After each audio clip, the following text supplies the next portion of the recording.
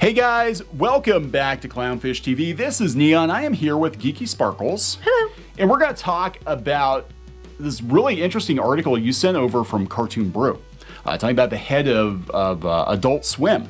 Well, someone tagged me in it on Twitter, but yes. Yeah, and it's interesting because he's talking about quality over quantity or quantity over quality when it comes to streaming. Because right now, everything is just content. And people are like, why don't they make shows like they used to? Why don't they spend more money on this thing? Why are shows like, like Dark Crystal getting canceled or whatever? Yeah. And it probably comes down to the cost, and the time. They need to crank it out like that now. Yeah, so we're going to talk about that because this has come up actually on Pirates and Princesses before. That, investors were concerned that Disney in particular was going to just start cranking out shows kind of like Netflix. And it was going to be a bunch of cheap shit. How he answered it was like, well, we found that if you have more stuff, you get more subscribers, which answered the question. We're going to be pushing quantity over quality. Which is why we're getting shows like The Goonies, but not The Goonies. Is like the shot-for-shot remake of The Goonies, but it's a lower budget show, and we're getting like behind-the-scenes stuff at the theme parks and, cheap stuff. Even on Netflix, like we're watching Witcher Season 2. And I mean, I could be wrong, but there does seem to be a marked drop in production values, I think, from this season versus last season. I mean, we've got some CGI monsters and stuff like that, but I'm like, last season we had Yennefer doing all kinds of magic, and this season it's just like, oh yeah, we took her magic away. Yeah. It just doesn't, and it's very confusing. But anyway. Spoiler. Yeah. Spoiler. But yeah, it seems like they've kind of dropped off, and it seems like we've got the same like 3 or 4 locations, and I don't know, guys. I think getting like really good stuff on streaming is going to be really hard to do because of the situation we're in. So we're going to talk about that. Before we get into it any further, please subscribe for more pop culture news, views, and rants. Over 247,000 subs, almost 248. We're like 100 away. We are like for real this time. For real. Okay. We were before, and then some disappeared, and then they came back. Okay. This is what YouTube does. This is why YouTube only shows subscribers, I think, in increments of like 1,000 now, because they audit them in real time. They used to go through and like every couple of months they'd do an audit, and people just suddenly lose a bunch of subs. And a lot of times they were like real people because they're like, hey, I was subscribed and now I'm not subscribed. So if you're a bot, don't hit that subscribe button. Yeah, they're gonna listen to you. We don't want any bots. So this is coming from Cartoon Brew, one of the most reputable, probably the most reputable animation websites out there. And WarnerMedia anime chief Jason DeMarco, the effort it takes to create art has been devalued in the streaming age. I agree with that. I would agree with that. Now they're doing the Pirate Princess, which is actually I haven't got to see it yet. Pretty good. No. You're like, why didn't you watch these shows? I'm like, I have no time to watch these shows. I need to. We barely squeeze in time to watch Witcher. Yeah, I don't think people realize, I still haven't watched Arcane yet. And people say Arcane's really, yeah, I know. Really we just don't have time. I've had multiple people being like, you have to watch Arcane. I'm like, do you guys want videos or not? Do you want us to make stuff or not? Because it's either or. It's like, we don't have time to sit here and watch. I mean, depends on what it is. A lot of times we'll make time to review stuff or whatever. But if we're not reviewing it, it's like, we don't have 10 hours to set aside, right? Anyway, Jason DeMarco, WarnerMedia's anime chief, has a few issues with the way we watch stuff. He put it on Twitter. Fucking bummer. No one will see anything that isn't a huge event movie in the theater anymore, writes DeMarco. It's not good for movies at all. They made it so easy just to stream any old thing that the average consumer ain't going to spend the money or time on anything that isn't big. Well, even if it is big, like Disney, for example, took like Luca and stuff, and then they just gave it. They did the same thing. They did. What was the other one they did that with? They did. Soul. It was Soul. Yeah, like all the Pixar movies. They were like, here, let's just have. You can just have it. Right. That's what they did. They just gave it to Disney Plus subscribers as like subscription fodder. Yeah, Hamilton, but Hamilton was calculated because they knew they would get subscribers even if it was short term if they put Hamilton on Disney Plus. But yeah, that wasn't animated though. No, I'm talking about animated shows. Yeah, like I'm talking about like they keep doing that. They keep taking these animated shows and then they're supposed to be meant for theatrical release, but because of COVID, they're using that as an excuse to just dump it on Disney Plus. And then I know that Pixar was getting very upset, understandably. Well, yeah, because from their point of view, the Pixar animators were like, how come the Disney branded animated movies are getting theatrical releases? but our stuff is the stuff that you're just Well, they did it giving with away. Encanto, and it didn't do well. No, but I think It's coming on. By the way, if you're a Disney Plus subscriber, you can watch it with your subscription service on Christmas Eve. and I heard it was actually pretty good. I heard it was actually a pretty good movie. But I heard mixed things. Okay, well, we'll see. But see, that's the thing. People are probably with animation anymore. A lot of times they're like, oh, we're just going to get this on Disney Plus in a month anyway. So this one's not really worth going to the theater for. And even if people would have gone to the theater for it, they announced it not long after it didn't do well that they were just going to put it on Disney Plus. So they're like, oh, just wait. Yeah. Now, what I do think is going to bring people to the theater. Well, what did, historically, Demon Slayer, people came out for Demon Slayer. But yeah, they didn't expect that.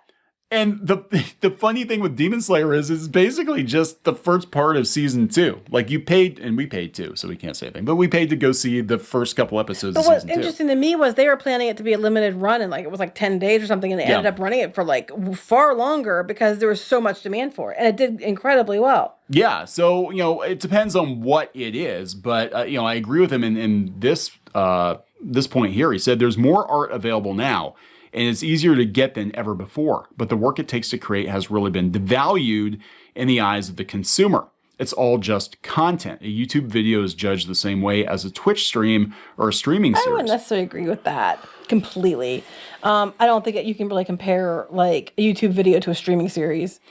Yeah, because you're talking. There are a lot of other things that go into it. They're getting money from subscriptions. They're getting money from merchandise. Now, I'll be honest. There are individual YouTubers out there and Twitch streamers out there that are making as much, if not more. I'm sure in many cases, much, much more than somebody being a showrunner on one of these animated series. That's true. I'm sure there are many YouTubers out there probably making more money than Noel Stevenson running She-Ra. That wouldn't take much. Because I think a lot of times, because it is just content, I think a lot of times they can get people to work on these shows on the cheap too. Because they're like, oh, I get to be on whatever streaming service. Well, you're seeing it too. It used to be when you see animated series. No, I'm not talking about anime, because a lot of times anime doesn't fall in this category. They can cheapen it some, but it's still far better than a lot of stuff you see over here.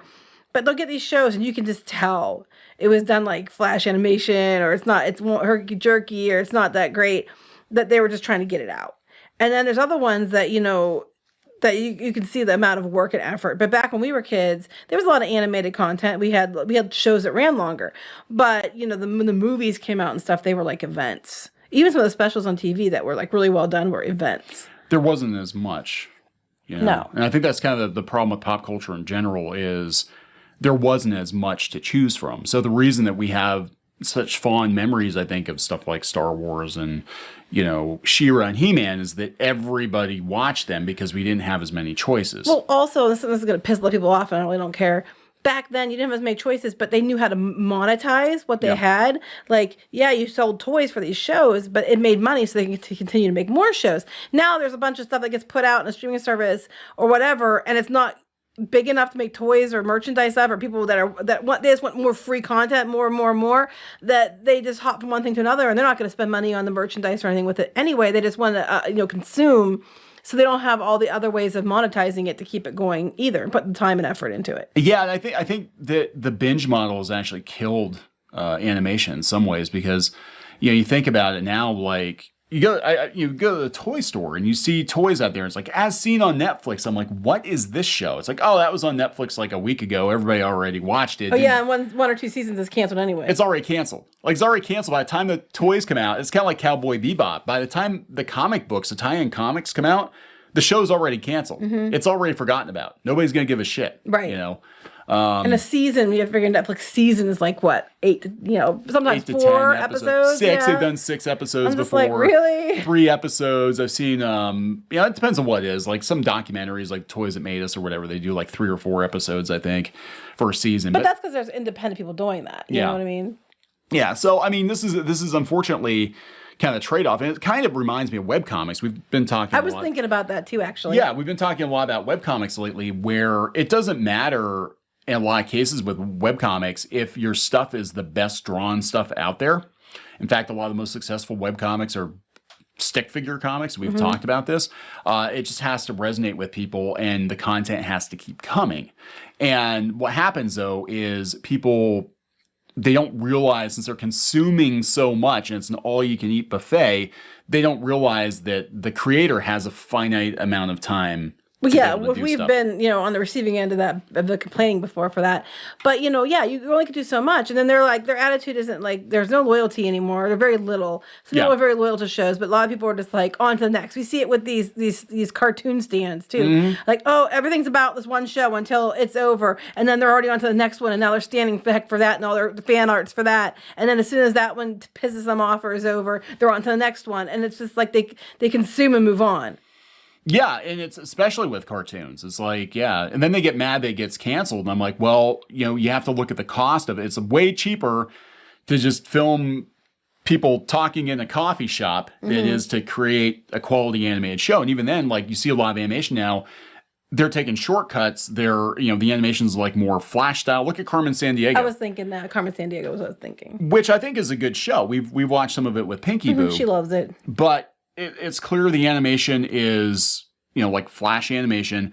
They really cheaped out, I guess, on the animators. There was a whole controversy that they weren't paying them very much.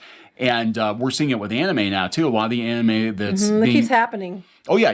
Look at the anime that is being produced right now. Compare it to the anime that was produced 20 years ago, and you'll see a lot of static headshots. Yeah, it's not as bad as some of the American shows, though. But as far as paying people is concerned, a lot of these, they're usually associated with a big company in the United States outsourcing it. These people are getting paid jack shit. I mean, they were already low paid before, but it seems like it's gotten worse.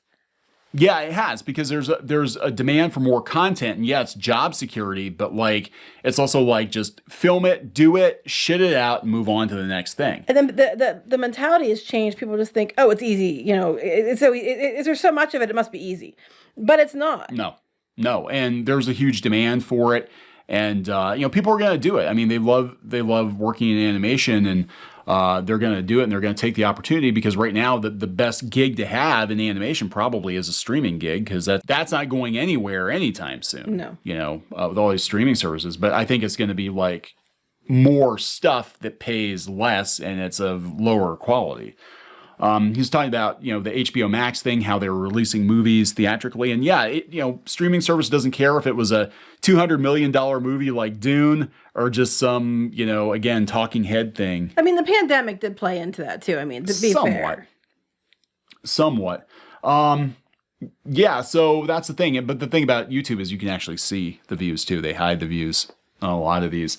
We live in the most consumer-friendly time for media in history, but I really can't say it's been a boon for our understanding of art, why we make it, how we make it, or why we need it. It requires work to find a lot of good art out there. And the weird tribalism people have about some of the massive corporate-driven IP makes the landscape more hostile for anyone trying to do something different, or even for anyone trying to engage with it. Well, here's the hint: don't reboot everything. Yeah, that's the problem, because these studios are too scared to take chances on new things. They just keep rebooting the same old shit over and over. I actually agree with them. I hope people will continue to try to find alternatives to the stuff that dominates our cultural conversation. The big stuff is more dominant than ever, but there are also more alternatives out there than ever before. I hope people put the work in to find them. That is true, and that's what we try to talk about here is, there's a lot of shit out there, and you have to sift through it like a cat box.